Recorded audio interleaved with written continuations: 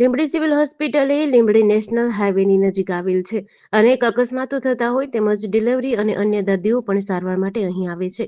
આ હોસ્પિટલમાં કેવી કામગીરી થઈ રહી છે તે બાબતે ગાંધીનગરથી સ્ટેટ રિવ્યુ મિશન અંતર્ગત ડોક્ટર ગોહિલ અને તેમની ટીમ આવી હતી. ત્યારે આવેલ ટીમ દ્વારા આ લીંબડી સિવિલ હોસ્પિટલમાં આવેલ મેલ, ફિમેલ, લેબર, આઈસીયુ, લેબોરેટરી સહિત વિભાગોની ચકાસણી કરી હતી. અધિક્ષક કરણસિંહ વાળા, આરએમઓ કેસી ઝાલા, હેડ નર્સ મીનાબેન ગોલેતર સહિતનો સ્ટાફ હાજર હતો અને હોસ્પિટલમાં આવેલ તમામ વોર્ડની મુલાકાત કરાવી ચકાસણી કરી હતી.